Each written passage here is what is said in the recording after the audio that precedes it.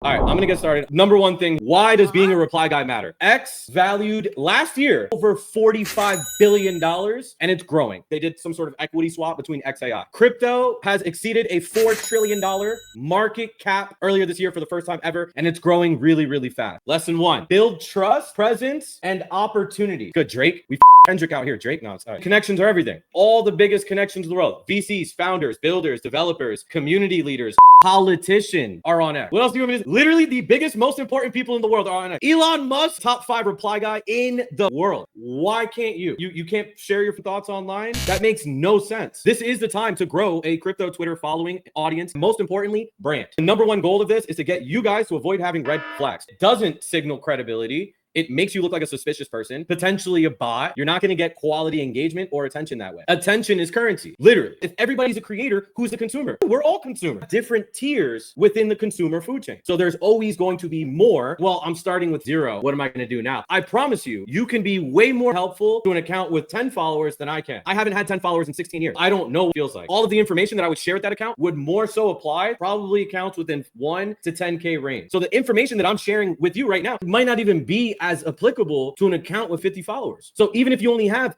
a couple hundred followers, a lot of information you could teach and educate other people that are lower on the food chain than you. Oh, well, if everybody's a creator, then who's a consumer? That's like such a shit excuse. You want to be a mindless consumer? You want AI to control you for the rest of your life? Is that what you actually want? Think about it. We are all consumers. I'm a consumer too. Plenty of creators' content that I love to consume. That helps me create. There's always room for you either get inspired, you get motivated. First impressions are everything. When I look at an account for 10, 20, 30 seconds, that is literally going to determine whether I follow, whether I engage, whether I retweet. You have 1 to 2 seconds tops for people to take your account and you ultimately seriously. And the key is to show that you are an authentic human being, personality, value to share, and thoughts to share. At the end of the day, you want to avoid being labeled as AI. So why does it matter? X is growing all in one app. Crypto conversations, dialogue, and developments are often broken on X. Crossed 4 trillion just a few weeks ago. And it's a bridge connections to literally anything. Think about that. We're going to move on. PFP. PFPs are so important. I'm going to have a lot of controversial takes on some PFPs. I will explain why. I understand a lot of these things are expensive, especially depending what area, country, or region you're coming from, but they have an incredible value as far as getting you connected to communities. Flip a few of these airdrops. You see Dub's PFP, iconic PFP, because it's different. He could have gone one of these like more generic PFPs up here. PFP is very important and it's a non-negotiable. Your profile picture literally is your face on the internet. And there's a few different directions you can go with it. If you want to get involved with crypto cults, retardio means return to God. So a lot of people don't know that. Actually, Google that. Retardio. Meme NFTs. They are a good social signal. The most based meme coin trenchers, callers are in these communities. Proto Gremlins. Miladies. Elon's Milady, bro. Well, Remilio. Elon. That's all I got to say. Meme NFTs, very important. Especially if you actually want to grow on CT and join one of these cults. These are just giving you an idea of these different meme cults that exist on the internet. If you are just starting out on X, think about it as an investment in yourself. It's going to help you gain followers, be a part of a community, increase your influence slowly and surely,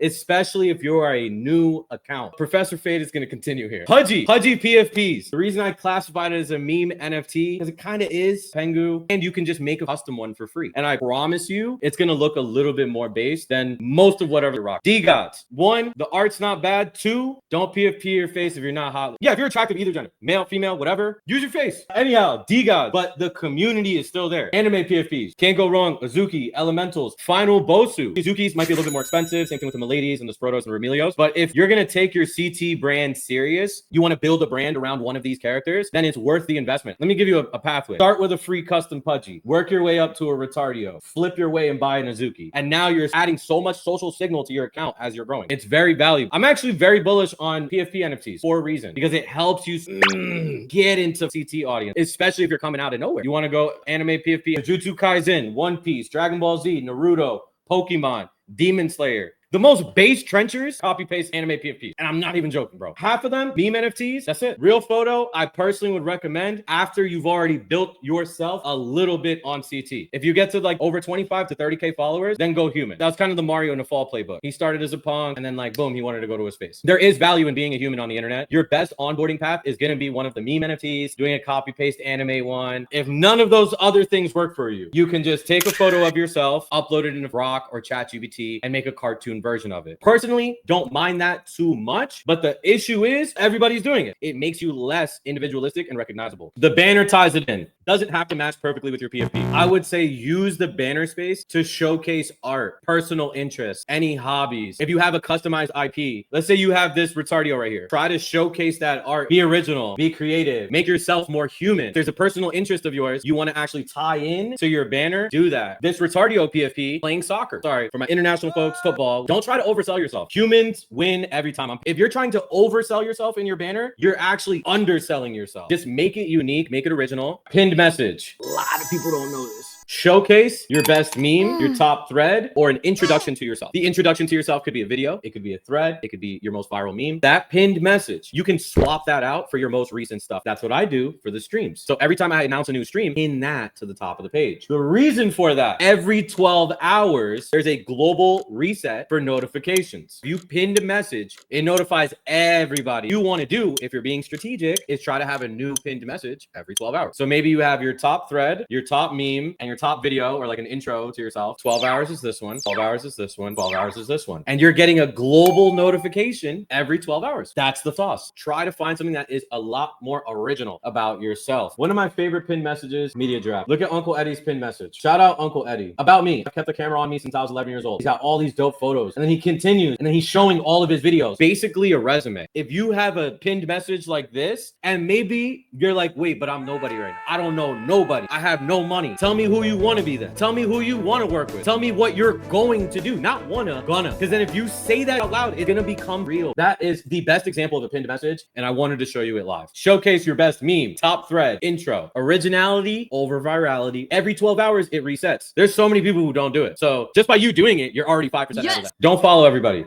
A lot of new accounts do this. The less people you follow, the more valuable your followers. And honestly, I need to take my own advice with this right now too. I gotta unfollow like 1,000 of y'all, which I'm gonna do over the next few days. Following too many people. Not everybody deserves your follow. You want to target 30% or under. This is literally in the X algorithm. If you're following 30% or under, your account is going to perform better. That's just how it works. I don't make the rules. It's literally in the X algorithm. Keep that in mind. When you are fixing your follower ratio, you're gonna get your account smoked. So if your follower ratio is already jacked up, don't unfollow more than 100 to 200 per day. The smaller your account, the less unfollows you want to do daily. The lower the ratio, even if it's under 30%, the better the algorithm's going to push your content. Use lists. Lists are the alpha. I have a private list. The dope thing about a list, you don't actually have to follow the people on the list. You don't have to follow them. So you can still get mixed in with the algorithm without having to give up your follows either. Bio description. Do's and don'ts. Very important to curate personality and make it personable. Do say something fun. Don't hard solicit services. Do say something unique. Don't sound overly corporate. I am a technological enthusiast. Everybody's here for the same reason. Do describe a goal, passion, hobby, interest. Don't airdrop sniper, Kaido yapper, reply guy. Why?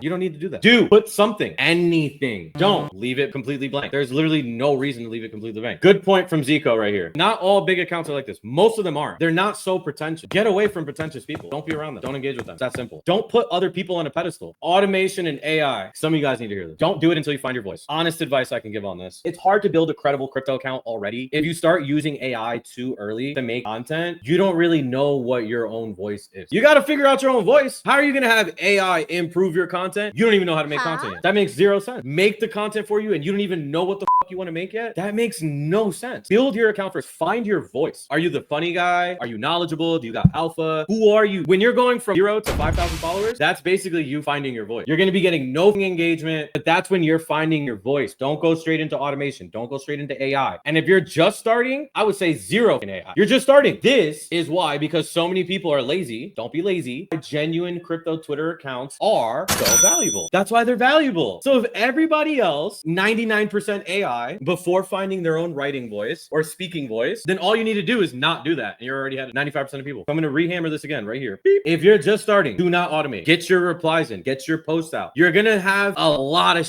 tweets. Most of your tweets when you're just starting are going to be booty, butt cheek, garbage, basura. Nobody's going to care about them. They're going to give -5 likes. That's how it's going to be when you first start. But now when you're hammering it away, eventually you're going to figure out what works with practice. I can't find your writing voice for you. Bots are also obvious. I've seen some of you guys using AI. Don't do it. You don't even know your own writing voice yet. And if you don't have the time to put into it, find the time to put into it. People can tell when you care. People can tell when you're genuine. Learn your audience. People ask me all the time, like, how the do you respond to so many people? I actually care about you guys, so I try to learn as much as I can about all of you. I think it helps me make my content better. I wouldn't know what the people actually like. How am I going to educate my audience if I don't even know find a rhythm? It's so hard to post 3 times a day, to get my replies in. I don't know what I'm doing. Create a rhythm, make a schedule, have a routine. I spent maybe 30 minutes in the morning on Twitter, and I had my list, and I would go and I'd reply to all these people, send my GM tweet. Then I'd come back 3 hours later, an informative tweet or an article or a thread that I had worked on the night before. Come back 3 hours later, and then I would drop a meme or a